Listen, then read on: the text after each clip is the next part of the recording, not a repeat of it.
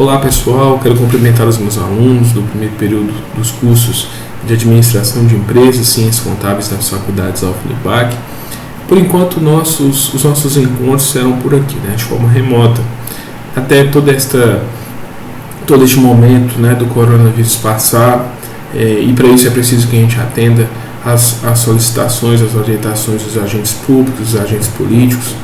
É necessário que a gente fique em casa para evitar que o vírus se espalhe por toda a nossa cidade, por toda a nossa região. Então, a faculdade preocupada em manter o processo de aprendizagem de vocês, e nós professores também estamos de todas as formas tentando alcançá-los e escolher a videoaula com a melhor forma de garantir a nossa aprendizagem. Bem, só lembrando a vocês, a faculdade adotou atendimento remoto. Para isso, vocês podem acessar o site unipactel.com.br e lá vocês terão as orientações necessárias para o atendimento à distância. Tudo isso também como uma forma de evitar que o vírus alcance a nossa cidade. Bem, como vai funcionar nossas aulas, E em específico essa? Vou fazer esse primeiro bloco de 15 minutos e os demais blocos, talvez no máximo 3, com 10 minutos de duração cada um. Orienta vocês que durante o intervalo entre cada bloco, vocês parem, tomem uma aguinha, dêem uma respirada para poder continuar as nossas aulas. Além disso, vou disponibilizar para vocês também um material de leitura e trabalhos que vocês vão resolver no nosso portal do aluno. A faculdade está disponibilizando aí um portal mais completo, com mais recursos, e ele deve chegar a você em breve. Nas nossas últimas aulas, nas aulas presenciais, nós estávamos estudando a Constituição Federal de 1988. E nós, conforme nós falávamos, a Constituição Federal de 1988, ela é uma Constituição garantista, uma Constituição que protege os hipossuficientes, os mais fracos. E aí nós analisamos os artigos 1º ao 5º, vimos os fundamentos da República Federativa, vimos os objetivos, conseguimos analisar os direitos fundamentais, e a gente passou por todo o artigo 5º, e aí nós paramos no artigo 6º. O artigo 6º, ele cuida dos direitos sociais. Vou colocar aí na tela para vocês o artigo 6º, e aí vocês podem acompanhar comigo, tá? São direitos sociais: a educação, a saúde, a alimentação, o trabalho, a moradia, o lazer, a segurança, a previdência social, a proteção à maternidade e à infância, a assistência dos desamparados, na forma dessa Constituição Federal.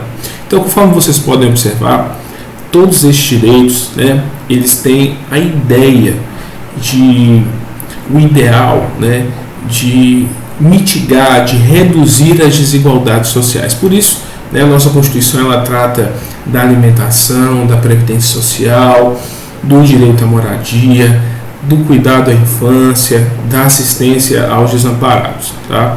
Esses direitos sociais, como eu acabei de dizer, eles auxiliam na distribuição de renda, no acesso dessas pessoas menos afortunadas a direitos importantes. Então nós vamos começar a análise dos direitos sociais no artigo 7º, que fala sobre os direitos trabalhistas. Então o artigo 7º ele vai dizer que são direitos dos trabalhadores urbanos e rurais, além de outros que visem a melhoria da sua condição social. Então, gente, o direito do trabalho ele tem por objetivo justamente garantir a distribuição de renda também, tá? Porque com ele a ideia, o ideal é melhorar a condição social do trabalhador. Então, todos os direitos garantidos na Constituição Federal, eles têm por objetivo isso, dar ao trabalhador uma vida mais confortável, dar ao trabalhador uma convivência social melhor. E aí, agora eu vou colocar na tela também para vocês o inciso 1, que fala da proteção da relação de emprego. Então, a relação de emprego, ela deve ser protegida contra a despedida arbitrária ou sem justa causa, nos termos da lei complementar, que preverá indenização compensatória, dentre outros direitos. Então, hoje, o que é um direito constitucionalmente garantido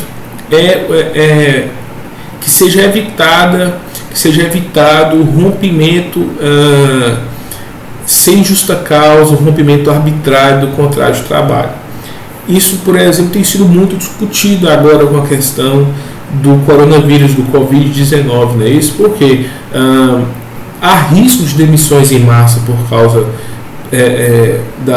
da quarentena, por causa do isolamento social, né? Eu vou deixar para a gente tratar especificamente do Covid-19 e das suas repercussões no direito do trabalho lá para os últimos blocos da nossa aula. Mas eu já adianto a vocês, né?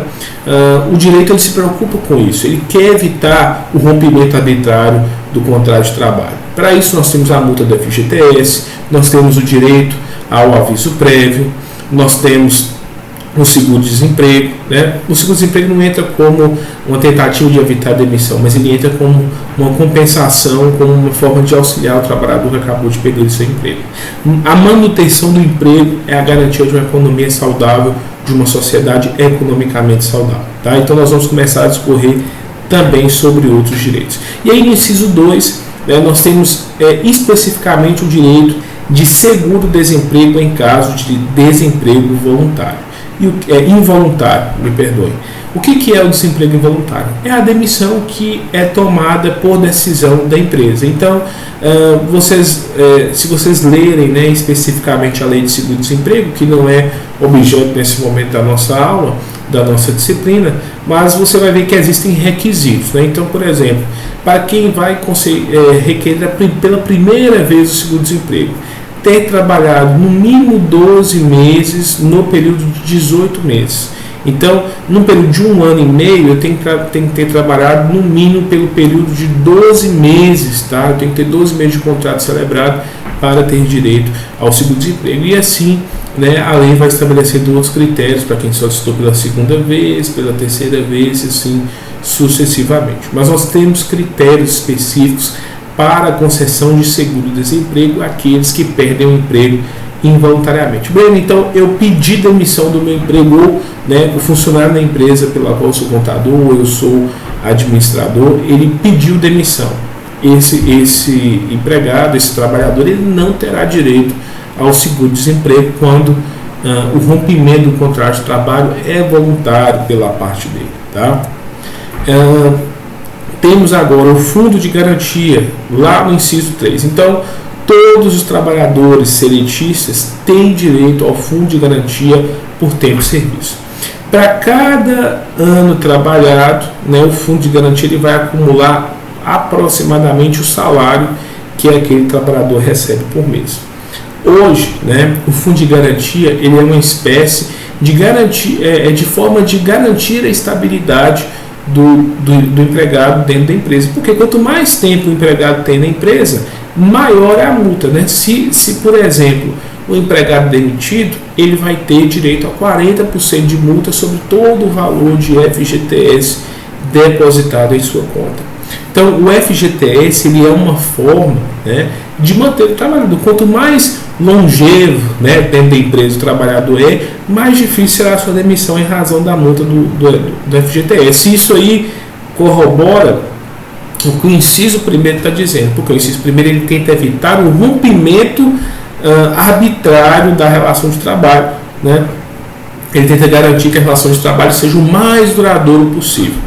Além disso, né, com a reforma trabalhista de 2017, é possível também que haja um acordo entre as partes. Então, a lei inovou nesse sentido.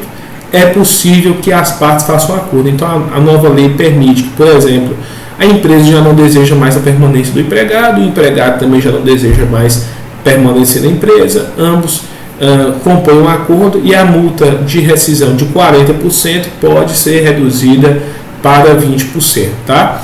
O pedido de demissão pelo empregado, ele nesse caso, ele perde o direito de sacar o fundo de garantia, e dentro da própria lei de FGTS nós temos hipóteses em que o fundo de garantia pode ser sacado, né, sem que haja demissão, como por exemplo em um financiamento de imóvel, em tratamento de uma doença grave, não é isso? Em caso de aposentadoria, agora, por exemplo, com a ocorrência dessa epidemia, desse isolamento social, sacar o fundo de garantia pode acabar sendo uma opção aos trabalhadores, né? Nós vamos discutir isso mais ao final da aula, mas o tão famoso FGTS, o Fundo de Garantia por Tempo de Serviço, é uma forma de garantir a duração do contrato de trabalho, a longevidade do contrato de trabalho.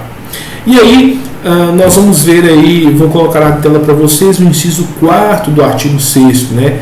O salário mínimo ele é fixado em lei, nacionalmente unificado, capaz de atender às suas necessidades vitais básicas e às de sua família, como moradia, alimentação, educação, saúde, lazer, vestuário, higiene, transporte e previdência social, com reajustes periódicos que lhe preservem o poder aquisitivo, sempre vedada a sua vinculação para qualquer fim. Então, pessoal, o salário mínimo ele possui esse ideal, né, de garantir o acesso, de garantir a manutenção das necessidades vitais de cada um de nós. Pessoal, é claro, né, que infelizmente o que prevê a lei nem sempre é cumprido na prática. Hoje o que nós temos, né, de 12, 10 anos para cá é uma defasagem do salário mínimo. Ele tem sido apenas reajustado pela inflação, né, e a gente sabe que a inflação já não mais acompanha o aumento real dos produtos. Então hoje, né, infelizmente, com o salário mínimo atual, que salvo engano está em torno de R$ 1.054, o trabalhador não consegue ter acesso a todos esses direitos, ele tem que acabar escolhendo um ou outro, e cabe, né, a classe trabalhadora brigar por reajustes justos, né, por reajustes que de fato garantam estes direitos, garantam o poder de compra real do salário mínimo, garantam ao trabalhador uma melhor condição social. Vamos avançar ao inciso 6, né? É possível reduzir o salário mínimo, é possível que o salário mínimo se torne menor, né? E não só o salário mínimo, é possível reduzir o salário do trabalhador. Nós vamos ver que, em regra, o salário ele é irredutível, tá? Salvo o disposto em convenção ou acordo coletivo. Então, a não ser que haja uma convenção ou um acordo coletivo, né, e aí com a participação dos sindicatos, é que será possível ou não a redução do salário do trabalhador. Então, em regra, não é possível. Então, por exemplo, já me surgiram muitas dúvidas, né? Muitas dúvidas me foram apresentadas dessa forma. Breno, né, na minha empresa a gente paga um trabalhador lá o salário e ele tem direito a morar numa casa nos fundos da empresa. E agora eu quero usar essa casa para outro fim. Eu posso pedir para o meu trabalhador sair dessa casa para que eu de fato possa utilizar para outro fim? Eu sempre explico à empresa: olha, tirar o trabalhador desta casa significa que você vai ter que compensar o salário dele. Aí o pessoal se assusta, né? Pergunta por quê? Por quê, gente, né? Essa casa, quando a empresa disponibiliza ao trabalhador, ela é uma forma de salário, porque afinal de contas você está deixando de pagar um aluguel, não é isso? Então, para poder tirar ele dessa casa, a empresa teria que, por exemplo, conceder a ele uma readequação do salário.